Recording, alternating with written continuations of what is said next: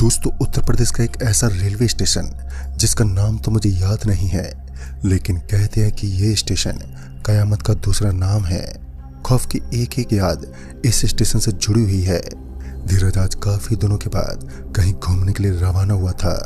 आज उसके साथ उसका कोई भी दोस्त नहीं था, जिस कारण वह उत्तर प्रदेश से रवाना होता हुआ दिल्ली के लिए पहुंचने वाला था, क्योंकि दिल्ली के अंदर उसके काफी अच्छे दोस्त थे और वह उन्हीं के साथ दिल्ली में कुछ दिनों की छुट्टी पर आया हुआ था। धीरज पेशे से एक पुलिस अधिकारी था और हमें ये बात बताने की जरूरत नहीं होती कि किसी भी सफर में एक पुलिस वाले का दिमाग उल्टी सीधी बातों में चला ही जाता है। ऐसा ही धीरज के साथ भी जब वो ट्रेन में दाखिल हुआ तो जैसे ही वह ट्रेन के अंदर पहुंचा तो उसने पाया कि ट्रेन के दरवाजे के पास थोड़ा ब्लड लगा हुआ था। ब्लड को देखने के बाद धीरज थोड़ा हैरानी में पड़ गया और उसे गौर से देखने लगा। धीरज की यह करतूत देखकर उस ट्रेन में मौजूद एक युवा लड़का धीरज को घूरता हुआ उस पर हंसने लगा। धीरज की ये बातें थोड़ी अजीब लग रही थी, लेकिन अब धीरज ने पुलिस कार्ड बाहर निकाला तो इस युवा लड़के के चेहरे पर खामोशी के बादल छा गए। धीरज हंसते हुए मुस्कुराते हुए बोला, डरो मत, मैं यहाँ ड्यूटी पर नहीं हूँ, मैं भी आपकी तरह सफर काट रहा हूँ। बाद में धीरज ने उस लड़की की तरफ ज्यादा ध्यान नहीं दिया और अपनी सीट पर बैठ गया। धीरज का सफर रात के तकरीबन 7 बजे के बाद सुबह के लगभग 4 बजे के आसपास खत्म होने वाला था। सफर काफी लंबा होने के साथ साथ कठिनाइयों से भरपूर भी था। खैर, ट्रेन फुल स्पीड के साथ अभी तो पटरियों पर दौड़ रही थी। अपनी फुल स्पीड के साथ अभी ट्रेन आगे बढ़ ही रही थी कि तभी धीरज को अचानक ही उस बोगी के अंदर कुछ हलचल महसूस हुई। अब उसे ऐसा लग रहा था मानो उस बोगी के अंदर से पटाखे फूटने की आवाज आ रही हो। लिहाजा धीरज उस बोगी में चारों तरफ देखने लगा। धीरज एक पुलिस वाला था तो उसके चेहरे पर डर का कोई नामो निशान नहीं था। वह अपनी हिम्मत के लिए भी जाना जाता था, जिस कारण वह उस बोगी के बाथरूम में पहुंचा। उसी बाथरूम के अंदर से वो आवाजें सुनाई दे रही थी। सुनने में ये आवाजें काफी अजीब और रहस्यमय भी थी। उस भागती हुई ट्रेन की वजह से उसकी खट खट की आवाजें उसे सुनाई दे रही थी। उस घोर सन्नाटे के बीच ट्रेन की आवाज के साथ साथ कुछ शांत चीजें भी नजर आ रही थी। रात गहरी होने लगी। थोड़ी देर के बाद उन आवाजों का आना एकदम से बंद हो गया और जब धीरज को लगा कि अब यह आवाज बंद हो चुकी है तो वह चुपचाप अपनी सीट पर बैठ गया। सीट पर बैठ जाने के बाद उसकी आंखों में नींद अपना डेरा जमाना चाहती थी। उस वक्त धीरज अपनी आंखें बंद करके चुपचाप सीट पर लेट गया। वो बोगी पूरी शांत नजर आ रही थी। ठंड के उस मौसम में ये हल्की हल्की हवाएं ट्रेन के अंदर दाखिल हो रही थी तो वैसे ही धीरज का पूरा बदन ठंडा पड़ने लगा। करीब आधा घंटा नींद लेने के बाद धीरज को ऐसा लग रहा था मानो उसकी गर्मा गर्म कंबल के अंदर किसी ने अपने ठंडे ठंडे हाथ घुसा दिए हैं। धीरज की आंखें खुल गईं और जब उसने बाहर का नजारा देखा तो उसने पाया कि ट्रेन इस वक्त धौलपुर नामक गांव के अंदर से गुजर रही थी। गांव का नजारा देखने के बाद यह पता लगाना बहुत ही आसान था कि यह गांव काफी खामोश है। धौलपुर स्टेशन पर ट्रेन लगभग आधे घंटे के लिए रुकने वाली थी, जिस कारण धीरज ट्रेन से नीचे उतर गया और बाहर की ओर भूख मिटाने की किन्हीं चीजों को तलाश करने लगा। काफी देर तक इधर उधर भटकने के बाद धीरज की नजर एक समोसे वाले पर पड़ी तो उसने देखा कि वहां पर एक हलवाई समोसे बनाने का काम कर रहा था। उस हड्डियां जमा देने वाली सर्द के माहौल में इतने गर्मा गर्म समोसे देखने के पश्चात धीरज कहाँ रुकने वाला था। उसने अपनी जेब से अपना पर्स बाहर निकाला और 2 समोसे ऑर्डर करने लगा और फिर उन समोसों को लेकर वो ट्रेन के अंदर पहुंच गया। काफी देर पहले जिन समोसों के अंदर से खुशबू की महक आ रही थी तो अब उनके अंदर से एक भयानक बदबू उत्पन्न होने लगी। एक पुलिस वाला होने के नाते धीरज का खुरापाती दिमाग एकदम से काम करने लगा। उसने उन समोसों को खाने के बजाय सबसे पहले तोड़ना शुरू कर दिया और जब उसने उन समोसों के अंदर का माल बाहर निकाला तो उसने देखा कि उसके अंदर छोटे मोटे जीव जंतु के मांस था और साथ ही उनकी हड्डियां भी साफ साफ चमक रही थी। धीरज का गुस्सा 7वें आसमान पर था। वह तुरंत ही ट्रेन से नीचे उतर गया और ट्रेन से नीचे उतरने के बाद वह सबसे पहले उस समोसे वाले की तलाश करने लगा। लेकिन ये क्या, वो समोसे वाला वहां पर कहीं मौजूद ही नहीं था और ये देखकर धीरज को अपनी आंखों पर विश्वास ही नहीं हुआ। वह थोड़ा बहुत गुस्सा दिखाते हुए फिर से ट्रेन में लौट गया, लेकिन अभी भी उसके मन में एक बात खटक रही थी कि आखिर यह समोसे वाला इतनी सी देर में कहाँ गायब हो सकता है। फिर तकरीबन 20 मिनट के बाद ट्रेन वापस चल पड़ी और ट्रेन चलने के साथ ही धीरज ने अपने मन में मौजूद उन सभी सवालों को फिर से दोहराना शुरू कर दिया। वो अभी सीट पर बैठा ही था कि अचानक से खिड़की के अंदर से एक चेहरा जो धीरज को घुमाते हुए बोला, अरे ओ भाई साहब, समोसे के पैसे नहीं दिए आपने? तभी धीरज अचानक से खिड़की की तरफ देखने लगा तो उसने पाया कि यह तो कोई और नहीं बल्कि वही समोसे वाला था जिसके 2 दांत टूटे हुए थे और साथ ही उसका चेहरा भी थोड़ा अजीब लग रहा था। धीरज का गुस्सा देखने के बाद वह समोसे वाला बोल पड़ा, अभी तो आपने एक झलक देखी है। इस ट्रेन की सच्चाई से रूबरू होने के लिए आपको 5 घंटे का वक्त लगेगा। और इतना बोलने के बाद वह आदमी वहां से गायब हो गया। धीरज को नहीं पता, कहीं ना कहीं अब धीरज को भी यह एहसास तो हो ही चुका था कि इस ट्रेन के अंदर कुछ तो ऐसा है जो धीरज की नजरों से छुपा हुआ है। धीरज बार बार उसे जानने की कोशिश करता लेकिन हर बार वो असफल ही रहा।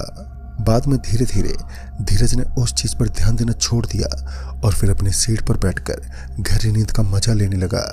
मगर उसकी ये नींद आज हराम होने वाली थी। दोस्तों, वो कहते हैं ना, खामोशी के तूफान पहले के संकेत होते हैं और ऐसा ही कुछ इस बोगी के साथ भी होने वाला था।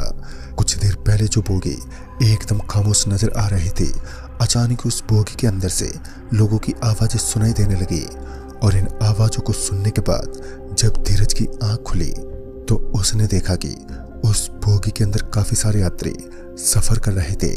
जो बोगी 1 घंटे पहले वीरान थी, अब वह यात्रियों से खचाखच भरी हुई थी। धीरज को अपनी आंखों पर यकीन नहीं हुआ। वो अपनी सीट से उठता हुआ वो एक यात्री के पास पहुंचा और उसका हाथ पकड़ते हुए बोला, अरे भाई साहब, कुछ देर पहले तो ये बोगी पूरी तरीके से खामोश थी और इतनी सी देर में आप इस बोगी के अंदर कहां से टपक गए? धीरज की बातें सुनने के बाद वह आदमी थोड़ा गुस्से से उसकी तरफ देखते हुए बोला, अबे पागल है क्या? ट्रेन जब से इस रोड पर सफर कर रही है, मैं इस ट्रेन के अंदर मौजूद हूँ। धीरज इन बातों को कहाँ मानने वाला था। उस आदमी का गुस्सा देखकर वो कुछ पल के लिए शांत हुआ और अपनी सीट के ऊपर बैठकर यही तलाश करने लगा कि अब जो कुछ भी इस ट्रेन के अंदर घटता जा रहा है, क्या वह कोई हकीकत है या फिर कोई झूठ। काफी समय बीत चुका था और धीरज अभी भी ट्रेन के दरवाजे वाली सीट के पास ही बैठा हुआ था, लेकिन अब तक उनमें से किसी भी इंसान के द्वारा कोई भी हलचल नहीं थी। जब धीरज को भी एक बार फिर नींद परेशान करने लगी तो उसी वक्त ट्रेन का टीटी बोगी में पहुंच गया और जब टीटी उस बोगी के अंदर पहुंचा तो उसने देखा कि धीरज एक अकेला ही ऐसा शख्स था जो उस पूरी बोगी के अंदर बैठा हुआ था। बाकी की पूरी बोगी पूरी तरह से खामोश थी और इस बार धीरज समझ चुका था कि इस ट्रेन के अंदर कोई असामान्य ताकत की मौजूदगी है, क्योंकि जब उसने अपनी आंखें खोली तो उसके सामने उस ट्रेन का टीटी खड़ा था। हालांकि धीरज के चेहरे पर खौफ का कोई भी नामो निशान नहीं था और यह पुलिस वाले की निशानी होती है कि वह इतनी जल्दी खौफ में नहीं पड़ता। और इस बार तो धीरज भी एकदम से चौंक उठा और अब की बार से उसे यकीन भी हो चुका था कि इस ट्रेन के अंदर कोई चोर की पलटन नहीं बल्कि बुरी आत्माओं का एक दल मौजूद है और एक ऐसा दल जो इस ट्रेन में सफर करने वाले लोगों को परेशान करता होगा। और इतना सोचने के बाद जब धीरज ने ये सब बातें उसी ट्रेन के टीटी को बताई तो वो टीटी बोल पड़ा, मैंने तो पहले भी इस ट्रेन में सफर करने वाले लोगों को बताया था, अगर आप इस ट्रेन में सफर कर रहे हैं तो कृपया संभल कर कीजिए, वरना आपका खात्मा कभी भी हो सकता है। उसके बाद ट्रेन का वो टीटी तुरंत ही वहां से निकल गया। उस इलाके की झलक देखकर धीरज तो वैसे ही डर चुका था। फिर वहां से निकलते वक्त ट्रेन का वो टीटी बोल पड़ा, अगर आपको आपत्ति न हो तो आप मेरे पीछे पीछे आ सकते हैं। फिर क्या था, धीरज चुपचाप उसी टीटी के पीछे पीछे चल पड़ा। ट्रेन का वो टीटी एक दूसरी बोगी में पहुंचा और जब वो उस बोगी के अंदर दाखिल हुआ तो उसने देखा कि उसके अंदर मांस के बड़े बड़े टुकड़े गिरे हुए थे और साथ ही कुछ हड्डियां भी नीचे बिखरी हुई थी।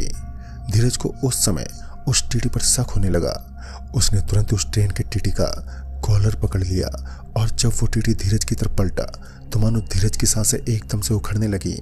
दरअसल धीरज ने देखा कि टीटी के चेहरे पर मांस ही नहीं था, उसके चेहरे पर सिर्फ और सिर्फ हड्डियां ही नजर आ रही थी। और इतना खौफनाक दृश्य देखने के बाद धीरज पीछे मुड़ने लगा, लेकिन जब तक वो पीछे पलटा तब तक उस आदमी ने धीरज का हाथ पकड़ लिया और उसे अपनी तरफ खींचने लगा। उस आदमी के हाथों की ताकत इस कदर बढ़ चुकी थी कि धीरज अपनी पूरी ताकत लगाने के बावजूद भी अपना हाथ छुड़वा नहीं पाया। तभी वो टीटी उसे एक बोगी के छोटे से हिस्से में लेकर गया जिसमें पहले से 3-4 लाशें पड़ी हुई थी। और उन लाशों की दशा देखने के बाद तो धीरज को भय का एक नजारा देखने को मिल रहा था। उसे ऐसा लग रहा था कि आने वाला समय उसके लिए क़यामत की एक आंधी लाने वाला है। नजारा भले ही डरावना हो, लेकिन हिम्मत हारना भी एक पुलिस ऑफिसर के लिए कदे अच्छी बात नहीं थी, जिस कारण धीरज इतनी जल्दी हिम्मत कहाँ हारने वाला था। वह उस बोगी से निकलने की फिराक में ही था और फिर उसे अपने सामने की तरफ उस बोगी का दरवाजा नजर आया जो उस ट्रेन से नीचे उतरने के लिए बनाया गया था। लेकिन धीरज इस बात से भी सहमत था कि अगर उसने ट्रेन से नीचे कूदने की हिमाकत की तो उसकी हड्डी पसलियां टूटना भी एक आम बात होगी। खैर अगर वो ट्रेन के अंदर भी रुका तो भी उसका बचना मुश्किल था। उसे नहीं पता कि अब क्या होने वाला था और तभी उसे अपने सर पर एक जोर की चोट महसूस हुई। दरअसल किसी ने भारी लकड़ी के साथ उसके सर पर मारा और उसकी आंखों के सामने अंधेरा छाने लगा और वह तुरंत ही बेहोश होकर बोगी में ही गिर पड़ा। और जब तक उसे होश आया तो उसने पाया कि अभी भी वह उसी बोगी में पड़ा हुआ था, लेकिन इस बार उसकी आंखों के सामने एक ऐसा मंजर था जिसके बारे में उसने कभी सोचा तक नहीं था। दरअसल उसके सामने एक बड़ा सा दूसरी दुनिया का दरवाजा बना हुआ था। उस दरवाजे के अंदर से चिंगारियां उड़ती हुई दिखाई दे रही थी। आग से फरफुलित इन लपटों को देखने के बाद उसे ये साफ साफ पता चल रहा था कि यही दरवाजा उसकी मौत का कारण बनेगा। आग से उड़ती उन लपटों के कारण धीरज पीछे पलटने लगा, लेकिन जब उसने एक बार पीछे पलटकर देखा तो उसने पाया कि अब उस बोगी के सारे दरवाजे एकदम से बंद हो चुके थे। उस बोगी में चूंचाहट तक की आवाजें नहीं थी, एकदम सन्नाटा था और अब धीरज के चारों तरफ ना ही कोई मांस था और ना ही बिखरी हुई वो हड्डियां, सिर्फ चारों तरफ एकदम खामोशी थी। फिर धीरज की नजर उसे अपने हाथ पर मौजूद घड़ी पर पड़ी तो उसने देखा कि सुबह के 2 बज रहे थे और इसका मतलब बहुत ही जल्दी उसका स्टेशन भी आने वाला था। स्टेशन कब आएगा ये तो धीरज नहीं जानता था, लेकिन उसे जल्द से जल्द इस भयानक बोगी से बाहर निकलना था, वरना आज उसकी जीवन लीला यहीं पर समाप्त होने वाली थी। उस वक्त धीरज वहां पर मौजूद हर एक चीज को नोट कर रहा था, क्या पता कब वहां से भागने का रास्ता ही मिल जाए। और इतने में ही धीरज को उस बोगी का नंबर नजर आया। देखने पर पता चला कि बोगी का नंबर 23 था। ये सही समय था। ट्रेन की रफ्तार भी बहुत धीमी हो चुकी थी और सही समय देखते ही धीरज हड़बड़ाते हुए अपनी जगह से उठ खड़ा हुआ और उस बोगी के अंदर से दिख रही एक चीर की ओर वो देखने लगा, क्योंकि उस चीर के अंदर से एक हल्की हल्की रोशनी बोगी में प्रवेश कर रही थी। और अब तो धीरज को पूरा यकीन हो चुका था कि यहाँ से निकलने का एक वही रास्ता था। वो तुरंत ही भागा और जब उस बोगी के अंदर से दिख रही उस चमकदार चीर के करीब पहुंचा तो उसने पाया कि उस दरवाजे से बाहर निकलने का वही इकलौता रास्ता है। धीरज ने एक जोर का झटका दिया तो वो दरवाजा एकदम से खुल गया और दरवाजा खुलते ही धीरज उस बोगी के उस दरवाजे के पास गया और वो पीछे मुड़ा तो वहां उस बोगी का वो हिस्सा मौजूद ही नहीं था। सर्दी के उस मौसम में कोहरा भी इस तरह से राज कर रहा था मानो कोहरे के अलावा अब कुछ बचा ही ना हो। एक स्टेशन पर रुकने के बाद अब ट्रेन फिर से अपनी रफ्तार को हासिल करने लगी, मगर धीरज तुरंत ही नीचे कूद गया और पटरों के बेहद करीब गिरने की वजह से धीरज का पूरा शरीर करा उठा। उसके जिस्म पर मोटे मोटे घाव नजर आने लगे। यह दशा सच में बहुत ही बुरी होती है। जब कोई घायल इंसान पटरों के बीचों बीच पड़ा रहता हो तो उसकी दशा क्या हो सकती है ये तो वही जान सकता है। दर्द से कराहता हुआ धीरज अभी भी स्टेशन पर पड़ा हुआ था, साथ ही ठंड भी अपना कोहराम मचा रही थी। फिर थोड़ी देर के बाद ही वो बेहोश हो गया और फिर एक हल्की हल्की गर्माहट के साथ उसे अपने घाव महसूस हुए। आंख खुलने पर उसने पाया कि वो पटरों के एकदम पास ही बैठा हुआ था और दूसरी तरफ एक आदमी बीड़ी फूंकता हुआ धीरज से बोल पड़ा, मैंने कहा था ना संभल कर जाना। धीरज को ये आवाज काफी जानी पहचानी लग रही थी, मगर उस समय उसकी वो हिम्मत नहीं थी कि वो अपना पुलिस वाला माइंड का इस्तेमाल कर सके। वो दर्द से कराता रहा। उस बीड़ी पीने वाले आदमी का चेहरा देखने की वो कोशिश करने लगा और फिर धीरे धीरे धीरज की आंखों के सामने काला काला अंधेरा छाने लगा, मगर उसी समय धीरज की आंखें बंद हो गई। लेकिन आंखें बंद होने से पहले जब उसकी नज़र उस आदमी पर पड़ी तो उसने पाया कि यह तो वही समोसे बेचने वाला शख्स था जो उस स्टेशन पर नजर आया था। खैर पूरी रात धीरज वहीं पड़ा रहा, लेकिन जब सुबह हुई तो उसके दोस्त उसे वहीं के एक अस्पताल में लेकर पहुंच गए। अस्पताल में धीरज का इलाज हुआ और लगभग 4 दिन बीतने के बाद उसको रिकवर किया गया। दोस्तों, एक पुलिस ऑफिसर का इन चीज़ों पर विश्वास होना एक बहुत ही कम होता है, लेकिन धीरज अब समझ चुका था कि हमारी यह सृष्टि इंसानों से नहीं बल्कि अनजानी शक्तियों से भी भरी हुई है। खैर उस दिन के बीत जाने के बाद आज तक धीरज रात में किसी भी ट्रेन में बिल्कुल भी सफ़र नहीं कर पाया, क्योंकि उस कयामत की रात की दहशत आज भी उसके दिल में बरकरार है।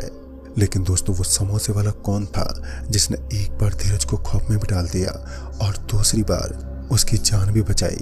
यह बात तो एक रहस्य ही बनी हुई है। तो दोस्तों, इस कहानी में बस इतना ही।